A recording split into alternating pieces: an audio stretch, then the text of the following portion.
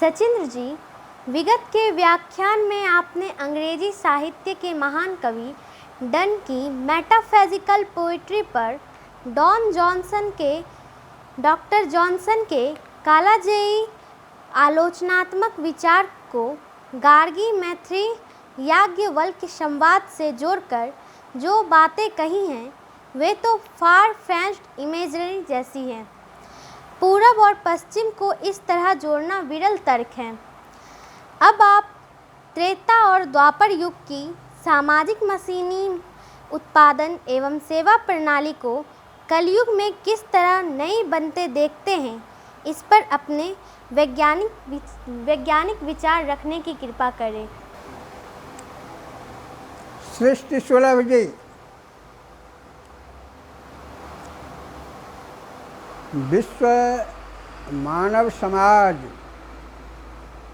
के चेतना विज्ञान को नई दृष्टि से देखने का प्रयास किया जा रहा है।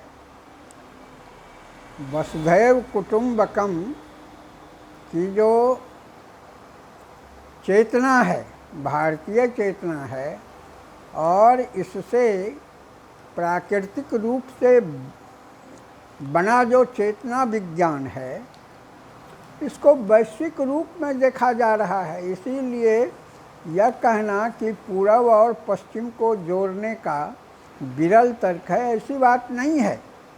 आखिर पूरब, पश्चिम, उत्तर, दक्षिण इस धरती पर वास करने वाले तो सभी 5 इंद्रियां, 5 कर्मेंद्रियों से बना हुआ मनुष्य है। इसलिए उसका चेतना विज्ञान भले ही परिवेशात्मक रूप से अलग अलग विकसित हुए हों, लेकिन अंतिमतः तो विश्व मानव समाज को वसुधैव कुटुंबकम में आना है, कलयुग में आना है। मानव मशीनी उत्पादन सेवा प्रणाली को धातु मशीनी उत्पादन सेवा प्रणाली में आना है, आ रहा है।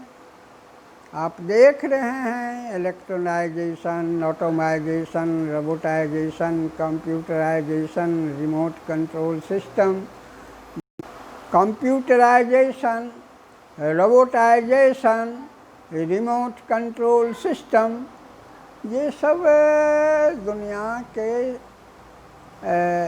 श्रम को एक नया रूप दे रहा है, मशीनी रूप दे रहा है, और इससे अकूत उत्पादन सेवा प्रणाली को बढ़ावा मिलेगा, इसकी उत्पादक शक्ति को बढ़ावा। अब जहाँ तक भारतीय समाज विकास के युग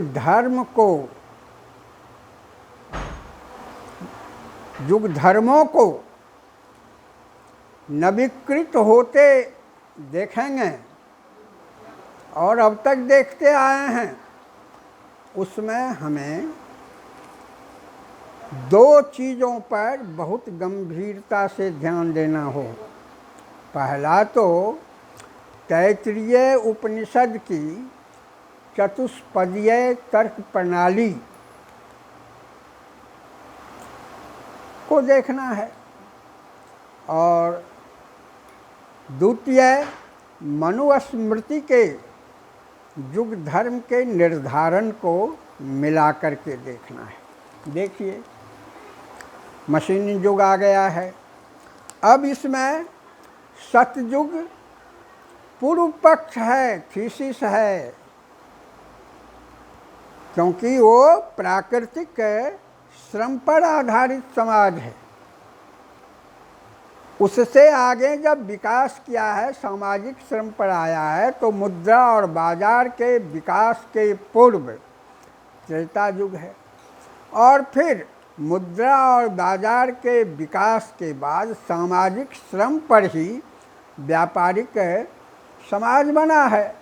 तो वो भी एक ही युग के अंदर में आ जाता है, सामाजिक श्रम के युग में, और ये उत्तर पक्ष बनता है। प्रतिष्ठात्मक जन्मना जातीय उत्पादन सेवा प्रणाली और घृणित जातीय वर्गीय उत्पादन सेवा प्रणाली दोनों मिलकर के एंटीथीसिस होता है, उत्तर पक्ष होता है।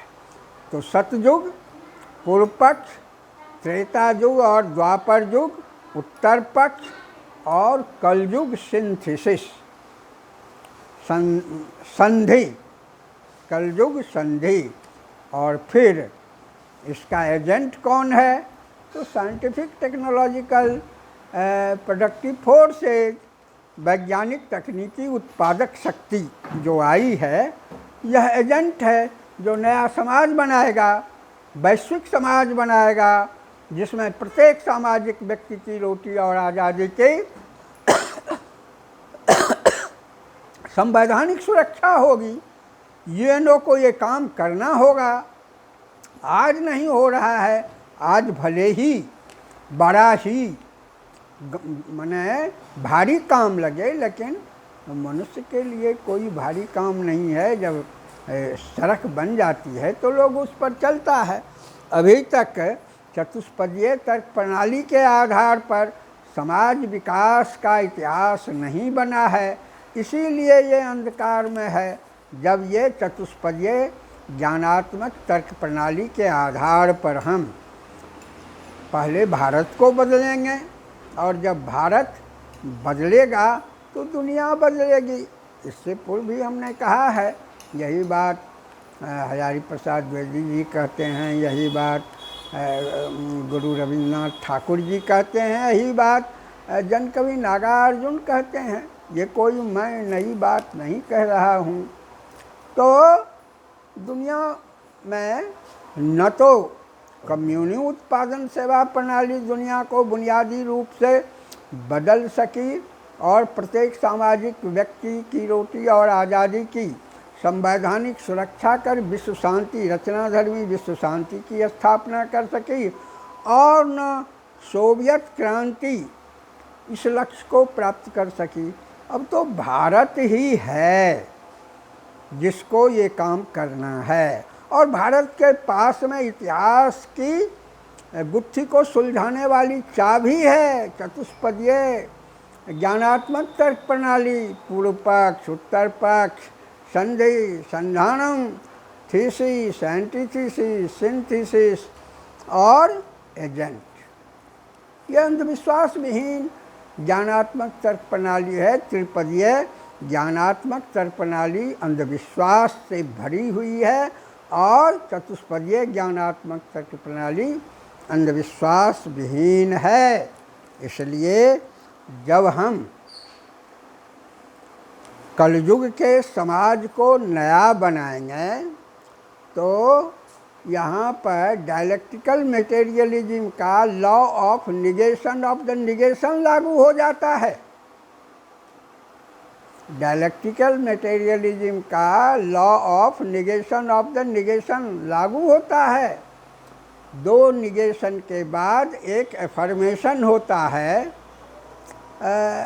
ये कार्ल मार्क्स के डायलेक्टिसिज्म में है, नेचर के लॉ में है। जैसे कोई बीज हम बोते हैं तो पहले बीज मरता है, बीज के बाद उससे पौधा निकलता है, फिर पौधा बढ़ता है, उसमें मात्रात्मक गुणात्मक परिवर्तन होता है, और तब बाली लगती है, तो बाली पकती है तो पौधा मरता है, और तब एक बीज 100 बीज में परिणत होता है। रिवोल्यूशनरी चेंज आता है। तो ये है निगेशन ऑफ द निगेशन। प्रकृति में यह नियम सस्य विज्ञान में लागू है, और नचिकेता इसी को कहते हैं अनुपस्य यथा पूर्वे प्रतिपस्य तथा परे सस्य में मर्त्य पच्यते सस्य में जायते पुनः। गंभीरता से इस सब की व्याख्या करने की ज़रूरत है वैज्ञानिकता के साथ आज के युग के अनुसार। तो कलयुग में दो निगेशन हो गया। पहला सतयुग का निगेशन हुआ, दूसरा त्रेता और द्वापर युग का निगेशन हुआ, और तब माने मानव मशीनी उत्पादन सेवा प्रणाली आ गई मशीनी उत्पादन सेवा प्रणाली के युग में। हम कल युग में आ गए, मशीन एज में आ गए हैं।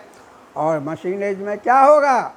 Law of social labour global होगा, भूमंडलीय होगा। व्यक्ति मूलक श्रम विभाजन, individualised division of social labour होगा। प्रत्येक व्यक्ति अपनी अपनी योग्यता और क्षमता के अनुसार श्रम का चयन करेंगे और रोटी और आज़ादी की संवैधानिक सुरक्षा को प्राप्त करेंगे। ये जो भारत में जन्मना जातीय उत्पादन सेवा प्रणाली हो गई है, society centred division of social labour, उससे मुक्त हो जाएगा समाज। ये मानव मशीनी उत्पादन सेवा प्रणाली, यदि भगवान बुद्ध जमस्वाट हो गए होते, आर्किमिडीज हो गए होते, ये न्यूटन हो गए होते, तो कब न भारत का समाज बदल गया होता। वही हाल जगत गुरु शंकराचार्य, कितनी कम उम्र में क्या क्या सब कह दिए हैं। यदि इतनी ऊर्जा के साथ वो प्रयोगशाला प्रणीत ज्ञान को लाते तो भारत बहुत पहले ही वैज्ञानिक तकनीकी क्रांति के युग में आ जाता। सदगुरु कबीर, अश्वघोष, सदगुरु कबीर, ये गुरु नानक, और कहाँ जाएं, यहाँ तक कि मैंने महात्मा फूले, पेरियार, बाबा साहब भीमराव अंबेडकर, लोहिया, ये सब भी चतुष्पदीय ज्ञानात्मक तर्क प्रणाली के आधार पर भारतीय समाज विकास के युग धर्मों को समझने में सफल नहीं रहे हैं, जिसके कारण संविधान में 341 धारा वो दुर्गंध कर रही है और भारतीय समाज को नरक में डाले हुए है। राम हो जाए राजपूत, कृष्ण हो जाए ग्वाला, बुद्ध हो जाए माली या कोयरी, गांधी हो जाए बनिया, जवाहरलाल नेहरू हो जाए बाभन, ये हमारे राष्ट्र के लौह पुरुष हो जाएं कुर्मी। कैसी दुनिया हम बनाए हुए हैं 341 धारा के अंदर, हैं? राष्ट्र पुरुषों की ऐसी दुर्गति 341 धारा की के कारण हो रही है। तो आज क्या हो गया है? राष्ट्र धर्म राम धर्म हो गया है। ये राम कण कण में व्याप्त करने वाला तो वहाँ पर है। ईशावास्यमिदं सर्वं यत्किंचित् जगत्याम जगत्तेन तत्तेन भुंजिथा माँ गृह कस्तुधनम, वो त्रेता युग का राम है जो कण कण में वास करता है, जो सबरी का जूठा बैर खाता है, जो बंदर भालू की सेना बना करके स्वर्ण लंका को जलाता है। ओ राम, ओ सीता आज केवल टीक वाले का राम हो जाए, चंदन और ये बनारस और कहाँ कहाँ पर जो हो रहा है मुफ्तखोरों का, बेईमानों का राम हो जाए। कभी बेईमान का राम कनकनवासी राम नहीं है। इसीलिए ये सब सारा दुर्गुण आया है। मशीनी उत्पादन और सेवा प्रणाली से जो अकूत धन उत्पन्न हो रहा है, उस धन को बेईमानों द्वारा अपहृत करने का वाला राम है और उसमें मदद करता है। God helps those who help themselves. ओ भगवान उसका है जो भगवान उसको 12 अरब रुपया का घर बनाने के लिए देता है और फिर नाना प्रकार के माने भोग विलास के साधन देते हैं। तो तेन तक तेन भुंजी था, वाला जो राम है वो खत्म और वीर भोग्या वसुंधरा वाला राम आ गया है। तो कलयुग में आपको चतुष्पदीय ज्ञानात्मक तर्क प्रणाली को लाना ही होगा। इसकी व्याख्या हम आगे चल करके अंधविश्वास विहीन ज्ञानात्मक तर्क प्रणाली और अंधविश्वास पूर्ण ज्ञानात्मक तर्क प्रणाली के व्याख्यानों में देंगे, जो आगे से शुरू होगा। आज यहीं पर ये जो मानव मशीनी उत्पादन सेवा प्रणाली की व्याख्या थी उसको हमने की है।